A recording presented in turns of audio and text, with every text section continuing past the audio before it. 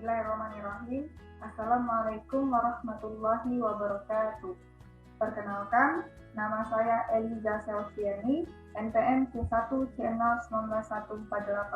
Baiklah, di sini saya akan menjelaskan mata kuliah Akuntansi Keuangan Lanjut 1, Bab 5 tentang transaksi entitas induk dan entitas anak, persediaan dan jasa.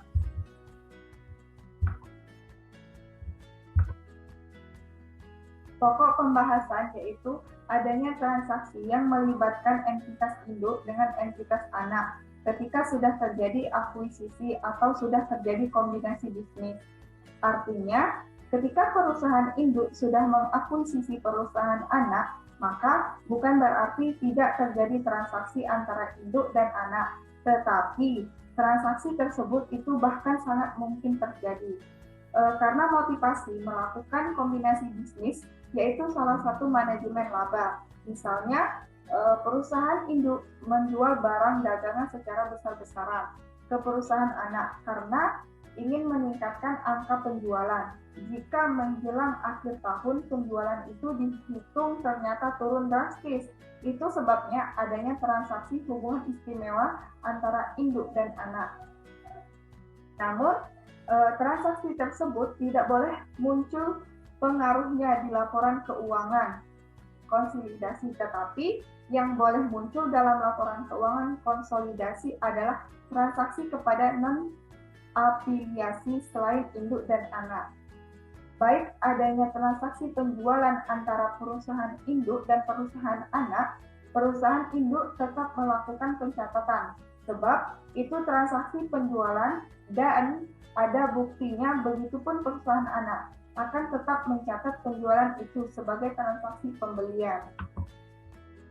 Nah, selanjutnya itu ada masing-masing di pembukuan perusahaan induk dan perusahaan anak akan dicatat, dan pada saat penyusunan laporan keuangan konsolidasi dalam neraca saldo perusahaan induk termasuk penjualan terhadap perusahaan anak. Kemudian pembelian yang dilaporkan persediaan menggunakan sistem perpetual, maka persediaan yang dilaporkan di neraca perusahaan anak merupakan perusahaan yang diperoleh dari perusahaan induk.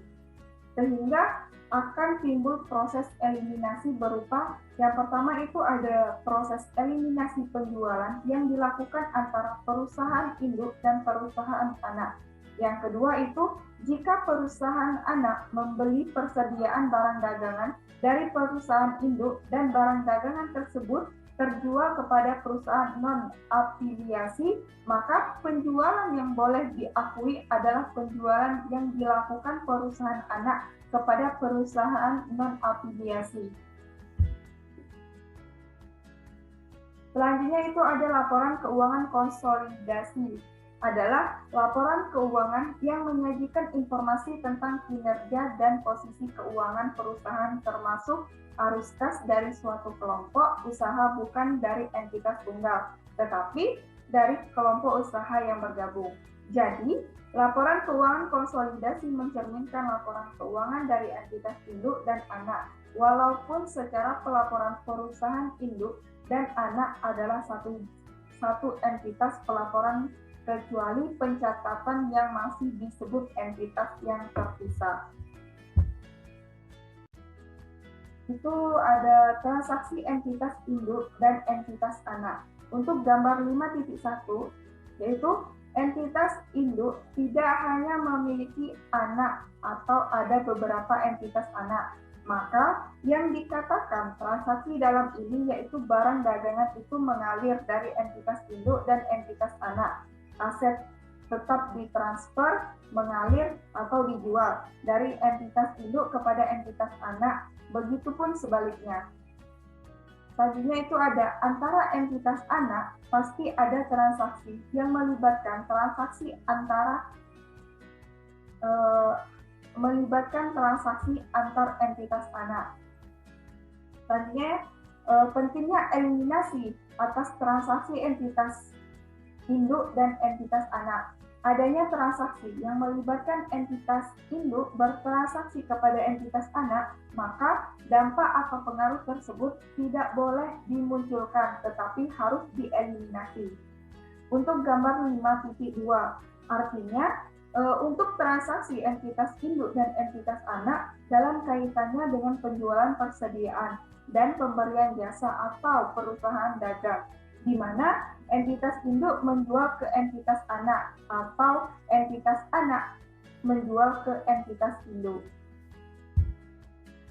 Selanjutnya itu ada transaksi penjualan persediaan.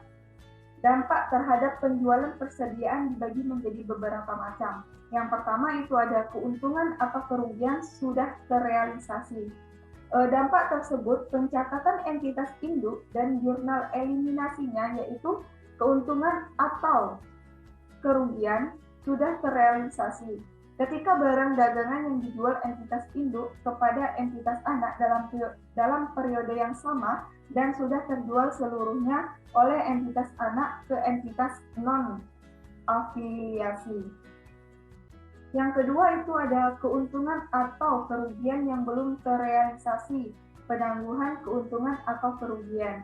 Artinya, seandainya entitas induk menjual kepada entitas anak di tahun 2019 sampai di tanggal 31 Desember 2019, ternyata barang dagangan yang dibeli entitas anak dari entitas induk belum terjual, maka keuntungan atau kerugian transaksi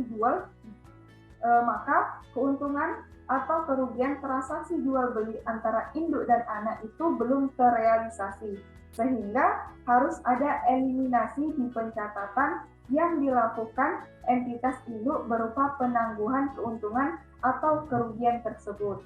Contoh, untuk penangguhan keuntungan atau kerugian, jika transaksi hulu maka penangguhannya secara penuh, namun jika transaksi hilir maka penangguhan keuntungan atau kerugian itu dipengaruhi oleh persentase kepemilikan saham entitas induk terhadap entitas anak. Sedangkan penjualan yang boleh muncul di laporan keuangan konsolidasi adalah penjualan dari entitas anak ketika menjual kepada entitas non-afiliasi. Sedangkan harga pokok penjualan artinya harga perolehan atas barang yang terjual yang boleh muncul di laporan keuangan konsolidasi adalah harga pokok penjualan ketika induk memperoleh barang dagangan tersebut dari entitas non-afiliasi. Selanjutnya itu ada transaksi hulu, yaitu penjualan persediaan setelah periode akuisisi. Maka akan ada 3 skenario sehubungan transaksi antara induk dan anak. Yang pertama itu ada bisa jadi dalam periode tersebut barang dagangan yang dijual dari induk kepada anak semuanya sudah terjual habis. Yang kedua, induk menjual barang dagangan pada anak. Barang dagangan yang dijual dari induk kepada anak sampai akhir periode belum sama sekali terjual, sehingga akan ada penangguhan yang belum terrealisasi yang dicatat perusahaan induk sebagai perusahaan yang menjual. Yang ketiga itu adanya sebagian dari barang dagangan yang dijual dari induk kepada anak itu sudah terjual atau sudah terjual kepada perusahaan non-afiliasi. Selanjutnya transaksi hilir, yaitu penjualan persediaan setelah periode akuisisi. Artinya yang menjual barang dagangan adalah perusahaan anak kepada perusahaan induk. Maka pengaruh kepemilikan perusahaan induk pada perusahaan anak sebesar persentase kepemilikan, sehingga ketika mencatat keuntungan yang ditangguhkan atau keuntungan yang sudah terrealisasi, maka pencatatannya harus dikalikan dengan persentase kepemilikan. Selanjutnya itu ada transaksi penjualan jasa. Transaksi penjualan jasa artinya perusahaan induk memberikan jasa kepada perusahaan anak atau perusahaan anak memberikan jasa atau layanan kepada perusahaan induk. Karena tidak ada hubungannya dengan persediaan atau dalam penjualan persediaan ada yang belum terjual semua atau terjual sebagian. Sedangkan untuk penjualan jasa, ketika perusahaan induk memberikan jasa kepada perusahaan anak atau perusahaan anak memberikan jasa ketika transaksi itu selesai, maka akuntansi sudah 100%.